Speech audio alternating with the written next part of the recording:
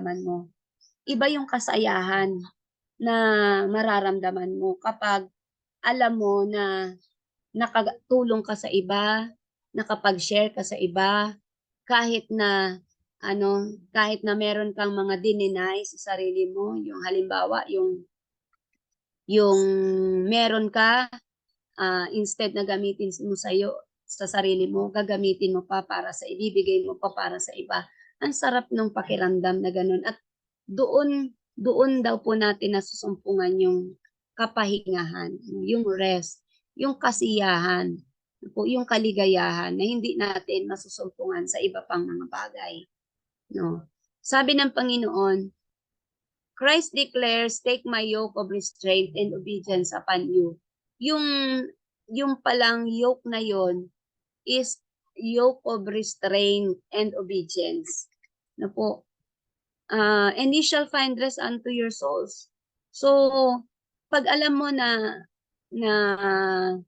nasusupil mo yung sarili mo, alam mo na wala kang ginagawang masama, naging masunurin ka sa Panginoon, doon talaga tayo nakakasumpong ng kapahingahan. Isa rin yun. No po. Doon tayo nakakasumpong ng kapayapaan, ng kasiyahan, kasi at peace ka na wala kang guilt sa sarili mo na alam mo na ginawa mo yung kalooban ng Diyos, naging masunurin ka sa Kanya. Yan. So, that yoke signifies entire submission. Yung yoke pala po na yun, nagsasabi na kailangan natin talaga yung lubos na pagpapasako. Sabi po sa atin sa Desire of Ages 825, to take His yoke is one of the first condition of receiving His power. No, yung isa pala sa kondisyon, mga kapatid, para matanggap natin yung power na pinangako ng Panginoon. Na po, kailangan nating pasanin yung yoke ni Christ, yung cross ni Christ. The very life of the church depends upon her faithfulness in fulfilling the Lord's commission. So yung buhay ng iglesia, na po, para yung iglesia ay maging buhay, na po, hindi matamlay, hindi patay yung iglesia, na po, kailangan maging tapat sa paggawa ng utos ng Panginoon. Ano yung Lord's Commission? Sabi sa Matthew, unto all the world and preach the gospel unto all nations. No po? So, ipangaral natin. No? Yun ang komisyon ng Panginoon na binigay sa atin. To neglect this work is surely to invite spiritual feebleness and decay. So, kapag pinabayaan natin gawin yung gawain na pinagagawa sa atin ng Panginoon, yung komisyon niya sa atin, nakaligtaan natin gawin, sabi surely, no, sigurado na nandyan ang panghihina ng spiritual and decay, nabubulok na po. Where there is no active labor for others, love wanes and faith grows dim. Yun talaga yung isa rin na nakikita natin na cause kung bakit yung pananampalataya dumidilim, ng hihina, yung spiritual, nagkakaroon ng maraming mga problema sa iglesia kasi pag nawala sa church yung active labor, na po, pag nawala sa church, naging formalism na lang yung pagpunta sa simbahan tuwing Sabado, pero wala nang gawain na ginagawa para sa iba, para sa Panginoon. Ang nangyayari po, spiritual feebleness and decay. And ang nangyayari din, yung pag-ibig sa kapatid wanes, na po, nawawala, na po, na lumalamig yung pag-ibig, at yung faith grows dim dahil walang active labor para sa iba. Po. Kaya nga ang sabi rin po sa atin, mga kapatid, sa Child Guidance page 267 paragraph 3, when you find your work hard, no, kaya kahit talaga mahirap yung trabaho natin, hindi tayo pwedeng magreklamo, no po. When you find your work hard, when you complain of difficulties and trials, when you say that you have no strength to withstand temptation, that you cannot overcome impatience, and that the Christian life is uphill work, be sure that you are not bearing the yoke of Christ. You are bearing the yoke of another master. Ibig sabihin pala po mga kapatid, kapag sabihin natin ang hirap naman maging Kristiyano, ang hirap naman ng trabaho ng pagiging Kristiyano. Tapos nagrereklamo tayo sa mga kahirapan at sa mga pagsubok na nararanasan natin. Kung sabihin natin na wala kasi akong kaya hindi ko napanagumpayan yung tukso na naging mahina ako. Kung hindi natin mapanagumpayan pala yung impatience at sabihin natin ang hirap-hirap ng buhay Kristiyano, sabi po pala sa atin, ibig sabihin hindi natin pinapasan yung yoke ni Christ. Ang pinapasan daw natin ay yoke ng ibang master. Po, kapag ganyan pala yun. So, kabaligtaran ng denying self. Dito ba yung nakita natin kanina? Kaya, bakit hindi po natin matamo yung kaamuan at pakapagkumbabaan, yung meekness and lowliness of Christ? Bakit hindi natin yan matamo?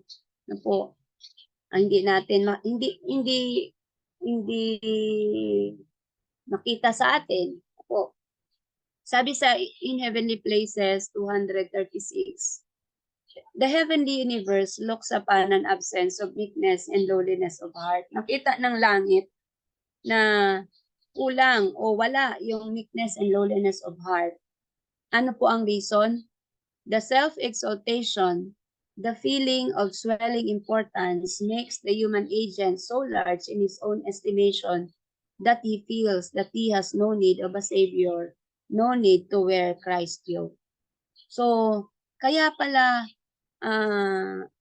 yung reason po ay dahil sa nandyan pa, pag nag-i-exist pa sa atin yung self-exaltation, yung feeling natin na tayo ay importante, yung feeling natin, pag wala ako, walang nangyayari sa kanila. Ano po?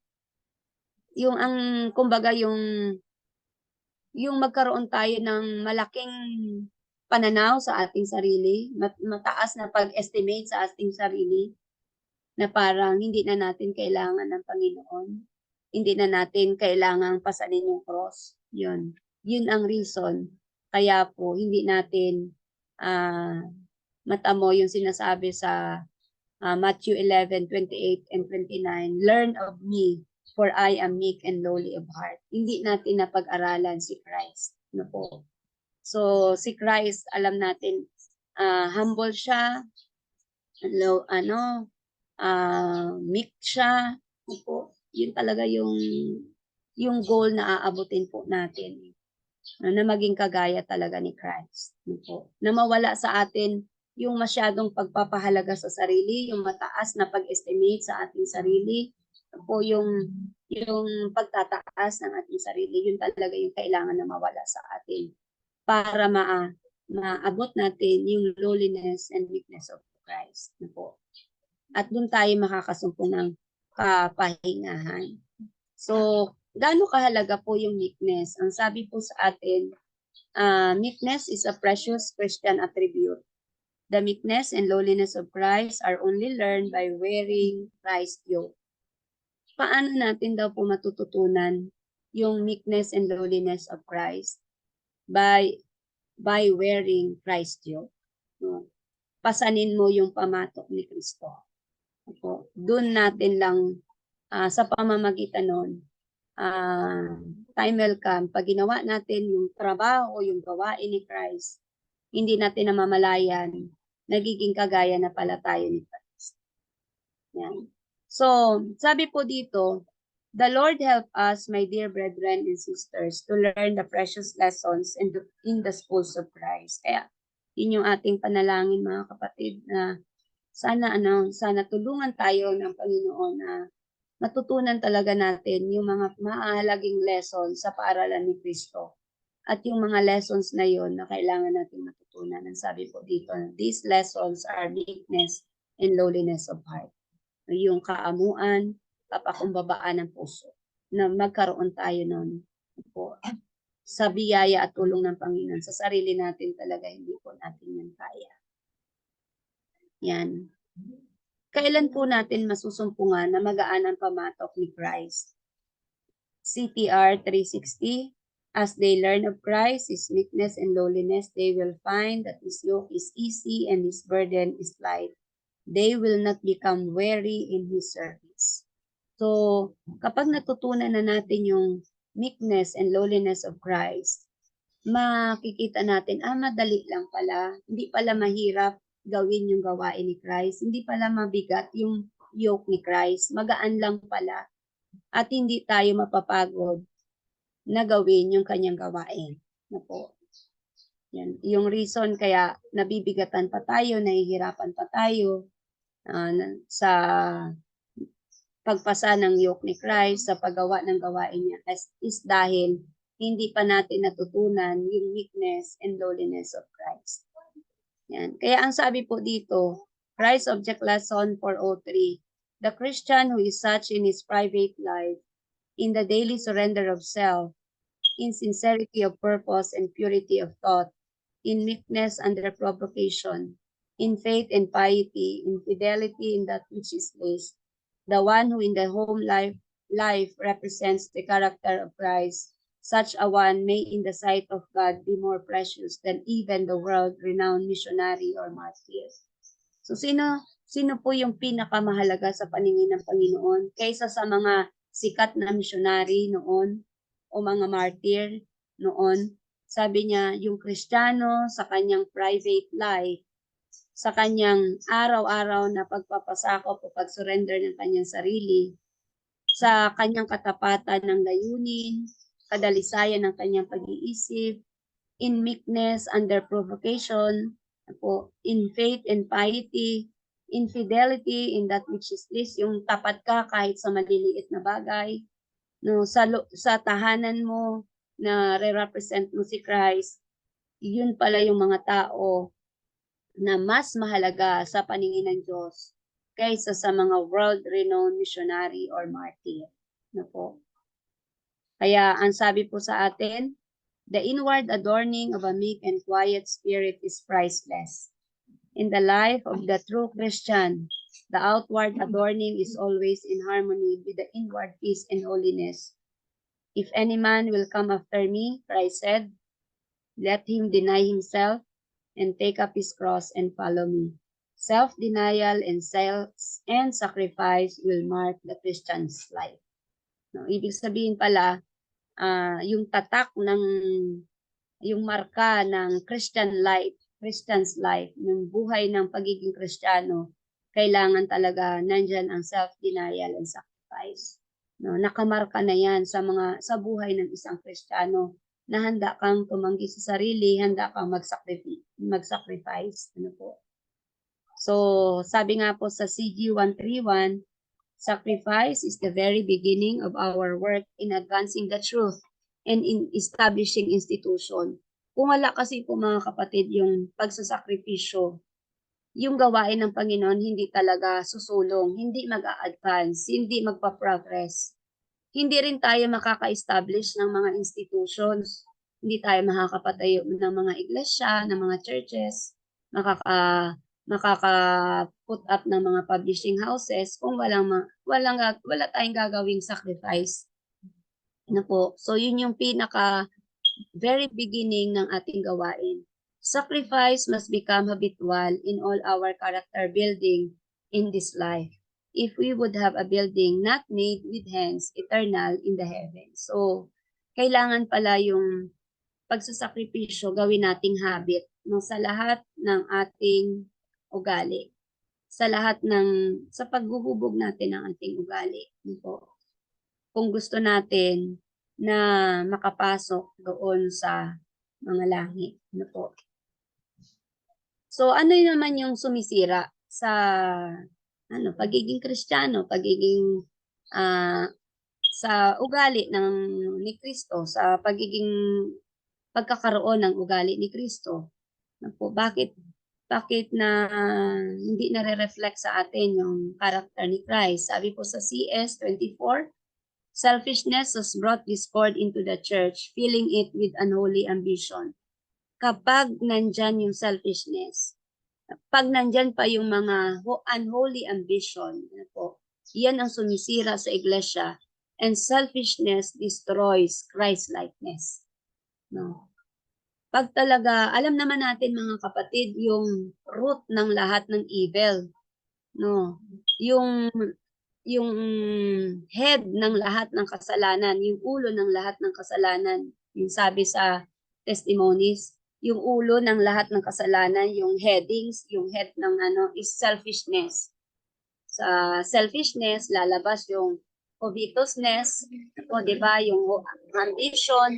So, yung selfishness, pag nagahari talaga yan, pag nagahari yung sarili, yung yung gusto ng sarili, yung kasakiman, pag yan ang nagahari, sabi po dito, destroys Christ-likeness. Hindi natin talaga maaabot yung pagiging kagaya ni Christ. Kasi filling man with self-love, no, mapupuno ka ng pag-ibig sa sarili, it leads to continual departure from righteousness. So kapag nandyan talaga nagahari ang selfishness, ito ay maglilid sa atin sa patuloy na pagtalikod sa katwiran. Opo. Kaya yan yung ipag-pray natin sa Panginoon na hindi maghari talaga or masupil natin, no, mapanagumpayan natin yung selfishness. Opo. Yan. Sabi nga po dito, ilan na lang po itong quotation mga kapatid, pagtiisan niyo na po. Many of the professed followers of Christ feel no more burden for souls than do the world. Marami daw po sa mga nagpapanggap ng mga taga-sunod ni Kristo, hindi sila nakakadama ng burden para sa mga kaluluwa. Parang kagaya rin sila ng mga taga-sanlibutan. Wala silang pakialam kung yung mga tao na yun mapahamak, hindi sila maligtas. No, wala silang pakialam. No, at marami rin sa mga nagpapanggap na taga-sunod ni Kristo, kagaya rin ng sanlibutan. They feel no more burden for souls. Ano po ang nangyayari? The lust of the eye and the pride of life, the love of display, the love of ease separate the professed Christians from God. Ano po? And the missionary spirit in reality exists in but few. Yan po yung nakakalungkot, mga kapatid. Na kahit sa mga nagpapanggap na tagasunod ni Kristo, no, yung lust of the eye, yung pride of life, yung love of display, yung love of ease, no, mas pinipili ng mga Kristiyano, no. Hindi natin alam na pag pinili pala natin yan, it separates us from God. No po. At ang nakakalungkot pa po dito, sa mga nagpapanggap na mga tagasunod ni Kristo, the missionary spirit in reality exists in but few. Meron lamang iilan na meron talagang true missionary spirit. Kaya ang question sa atin, what can be done to open the eyes of these sinners in Zion? No? Ano ba ang pwedeng gawin para mabuksan ang mga mata nitong mga makasalanan na nasa loob ng iglesia, nasa loob ng Zion, and make hypocrites tremble, no? Para sila'y manginig. Ano ang pwede nating gawin? So, ang sabi po sa 60, page 318, ating tandaan, di ba po, yung nakita natin na kahit pala sa mga nagpapanggap na mga Kristiyano, nandyan pa rin yung mga ambition, yung lust of the eye, yung pride of life, love of display, love of ease, nandyan pa rin sa mga nagpapanggap na mga tagasunod ni Christ. Ang sabi po sa atin dito, the knowledge of the most learned man, if he has not learned in Christ's school, is foolishness so far as leading souls to Christ is concerned. Kahit pala ano yung naabot natin, kahit tayo na siguro yung pinakamatalinong tao sa mundo, tayo na yung pinakamayaman, tayo na yung pinakamasayang tao sa pagdating sa mga bagay ng sanlibutan. Pero kahit tayo na yung pinakamatalino na mga tao, kung hindi daw po natin matutunan sa paaralan ni Kristo, na po, hindi tayo natuto sa paaralan ni Kristo. Ano po yung yung hindi natin natutunan? Yung pag-lead ng souls kay Christ, no? Yung patungkol na po sa as leading souls to Christ is concerned, kahit ikaw pa yung pinakamatalino, foolishness ka sa paningin ng Panginoon. Ganun pala po tayo sa Panginoon, no? So yung kung hindi natin gamitin yung kaalaman natin, yung katalinuhan natin, paano tayo makapag-akay ng mga kaluluwa palapit kay Christ. Kung hindi natin gamitin yung mga talento na meron tayo para makapag-win ng mga souls kay Christ, no? Foolishness tayo sa Panginoon. No po. God can work with those only who will accept the invitation. Come unto me, yung sabi po sa Matthew 11:28-30. Sino lang po yung tatanggapin ng Panginoon? Sino lamang yung sino lang yung sasamahan ng Panginoon o makikipag-work ang Panginoon? Yun lamang mga tao na pinapasan yung pamatok ni Christ, no? Yung nag-aral sa paaralan ni Christ, sa school ni Christ, no? Na maging meek and lowly. Yan. Kaya ang sabi po sa atin, last na na po ito. My heart is pain when I think how little our churches sense their solemn accountabilities to God. No? Sabi ni Sister White na sasaktan ang kanyang puso pag naiisip niya kung gaano kaliit lang yung mga iglesyang nakakadama ng kanilang solemneng pananagutan sa Diyos. It is not ministers alone who are soldiers, but every man and women who was enlisted in Christ's army. No po, hindi lamang yung mga ministro, yung mga missionary, ang mga soldiers, kundi bawat isa, babae man o lalaki, na nagpalista sa pagiging sundalo kay Kristo. Sila ay mga soldiers, tayong lahat soldiers. And are they willing to receive a soldier's fare? Just as Christ has given them an example in his life of self-denial and sacrifice.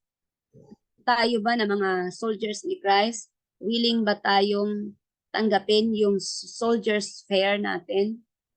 Kung paanong ibinigay niya sa atin ito sa halimbawa ng kanyang buhay ng pagtanggi sa sarili at pagsasakripisyo. What self-denial have our churches as a whole manifested? No, ano ba yung pagtanggi sa sarili na ginagawa ng kabuuan ng iglesia? No, yung pinapakita ng kabuuan ng iglesia.